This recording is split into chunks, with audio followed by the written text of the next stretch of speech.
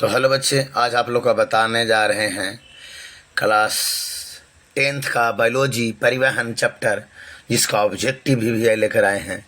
एक बार सभी लोग ये पूरी तरह से पढ़ें और उसके बाद जो आपकी कठिनाई होगी उसको आराम से लिख कर और याद करें। तो चलते हैं। सबसे पहले क्वेश्चन नंबर पहला क्या कह रहा है बच्चे, तो चलेंगे बच्चे। सबसे पहले पहला क्वेश्चन कह रहा है कि मानव हृदय का औसतन प्रसंकुचन दाब है लगभग, मतलब कितना है। यह 2011 में यह प्रश्न पूछा है बच्चे। तो मानव हृदय के बारे में पूछ रहा है, बताना है। तो याद रखिएगा, इसको है 120 mmHg। कितना है? 120 mmHg। तो याद रखिएगा, यानी आंसर ये होगा। दूसरा प्रश्न कह रहा है बच्चे कि पौधों में वाष्पोत्सर्जन किस भाग में होता है। तो याद रखिएगा, वाष्पोत्सर्जन तो पत्ता भाग में होता है। पत्ता जो होता है ना, पेड़ का जो पत्ता होता है उस भाग में वाष्पोत्सर्जन की क्रिया होता है बच्चे, है कि नहीं। तो यहाँ से वाष्पोत्सर्जन की क्रिया होता है, यानी सी होगा।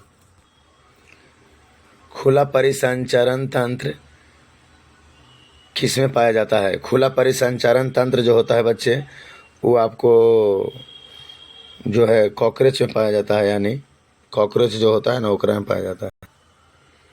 पादप में फ्लोएम उत्तरदायी है। पादप में फ्लोएम उत्तरदायी है कोची के लिए। तो फ्लोएम का काम होता है भोजन के लिए, यानी बी होगा जवाब। रक्त का थक्का बनाने में सहायता करता है।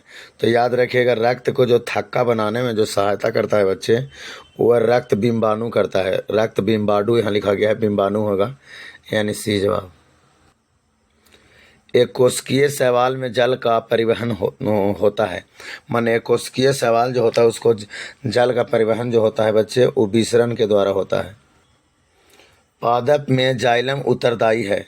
तो पादप में जाइलम उत्तरदायी होता है। जाइलम जो होता है जल का, और फ्लोएम अगर कहेगा तो भोजन का, यानी आपको जवाब क्या हो जाएगा, ए। पतियों में गैसों का आदान प्रदान कहाँ से होता है। तो याद रखिएगा, ये जो होता है रंध्र द्वारा होता है। रंध्र की आकृति इस तरह से होता है बच्चे, रंध्र की आकृति। हृदय से रक्त रुधिर को संपूर्ण शरीर में पंप किया जाता है, किसके द्वारा। तो याद रखिएगा बच्चे, नीले द्वारा। किसके द्वारा? नीले द्वारा। रक्त का कौन से अवयव घायल स्थान से रक्तस्राव के मार्ग को रक्त का थक्का बनाकर अवरुद्ध करता है।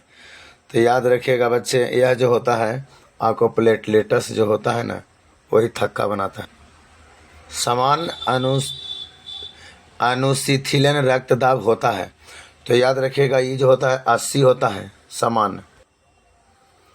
रुधिर का कौन सा अवयव रक्तस्राव को रोकता है, चाहे उसमें मदद करता है। तो याद रखिएगा, प्लेटलेटस। स्टोमाटा के खुलने और बंद होने की क्रिया को कौन नियंत्रित करता है।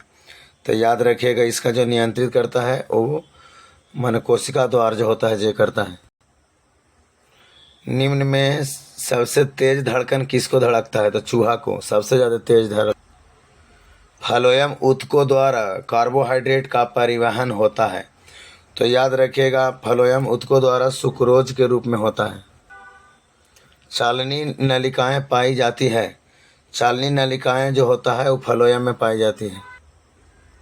आरबीसी की जीवन अवधि होती है। आरबीसी का जीवन अवधि 120 दिन होती है।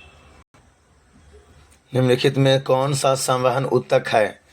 तो याद रखिएगा, इसमें जो है वो आपको संवहन हो जाएगा, फ्लोएम भी जाइलम हो। संवहन के मतलब जो कार्य करें, तो फ्लोएम भी होगा और जाइलम भी। रक्त क्या है। तो याद रखिए, रक्त जो है एक ऊतक है। इसको हम लोग संयोजिक ऊतक के भी बोलते हैं। संयोजिक ऊतक, संयोजी ऊतक। तो यहाँ ऊतक है।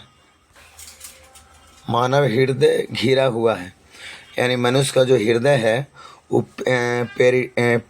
पेरिकार्डियम से जो घिरा हुआ है। किससे? पेरिकार्डियम से। मनुष्य में श्वेत रक्त की कोशिकाएं की जीवन अवधि कितना होता है। तो श्वेत रक्त की होगा, यहाँ पर देखना है कि 12 से 20 दिन, 2 से 3 महीना, 20 से 30 दिन, यानी आपको इस हिसाब से आपको ए होगा। हीमोग्लोबिन की कमी से कौन सा रोग होता है? तो याद रखिएगा, हीमोग्लोबिन की कमी से जो रोग होता है आपका, वो आपका एनीमिया यानी रक्त की कमी। रुधिर चाप नियंत्रित होता है, तो याद रखिएगा एड्रिनल द्वारा। गार्ड कोशिका की कौन सी भित्ति मोटी होती है? तो याद रखिएगा ये होगा आपको भीतरी यानी। ऑक्सीजन का वाहक कौन होता है? तो ऑक्सीजन का वाहक आरबीसी होता है। आरबीसी जो होता है ऑक्सीजन का वाहक होता है, उसे संलग्न क्रिया होता है। पौधों में गैसों का आदान प्रदान किसके द्वारा होता है? तो ये तो बताए हैं, रंध्र द्वारा होता है। मानव हृदय में कितने कोष्ठ होते हैं? तो 4 होते हैं। कितने कोष्ठ होते हैं? 4 कोष्ठ होते हैं। इनमें से किसकी उपस्थिति के कारण रक्त लाल दिखाई देता है? तो हीमोग्लोबिन की उपस्थिति के कारण खून जो होता है वो लाल दिखाई देता है। निम्नलिखित में से कौन से यंत्र का उपयोग रक्त दाब मापने में किया जाता है? तो याद रखिएगा, इसमें हम लोग जो मशीन का नाम है स्फाइग्नोमैनोमीटर यानी सी होगा। लसिका का रंग होता है कैसा? तो लसिका का रंग जो होता है हल्का पीला होता है यानी डी हो। पौधों के वायवीय भागों से जल का स्टोमाटा द्वारा वाष्प के रूप में निष्कासन क्या कहलाता है? तो याद रखिएगा आपको वाष्पोत्सर्जन कहलाता है यानी बी होगा। खुला परिवहन तंत्र पाया जाता है किसमें? तो याद रखिएगा खुला परिवहन तंत्र तितली में पाया जाता है। रक्त में ऑक्सीजन का वाहक है, तो रक्त में ऑक्सीजन का वाहक हीमोग्लोबिन होता है। स्वस्थ व्यक्ति का सिस्टोलिक रक्तचाप कुंचन दाब होता है, कितना होता है मतलब? तो याद रखिएगा 140 mmHg। खुला परिसंचरण तंत्र पाया जाता है, तो याद रखिएगा आपको ये डबल क्वेश्चन हो गया है यानी कॉकरेज में होगा। रक्त में आयरन की कमी से होने वाला रोग को क्या कहते हैं? एनीमिया। यूरिया रक्त में कहाँ से प्रवेश करती है?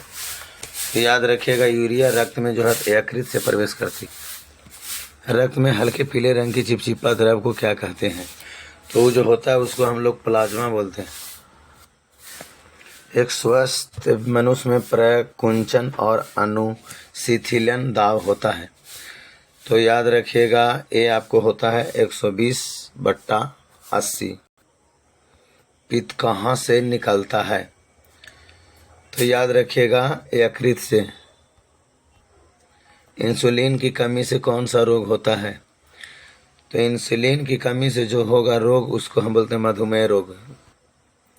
यकृत से निम्न में से कौन सा रस निकलता है? तो ये पीत रस निकलता है यकृत से। मांसाहारी जंतुओं की छोटी आंत की लंबाई शाकाहारी जंतु की तुलना में कितना है? तो याद रखिएगा कम होती है।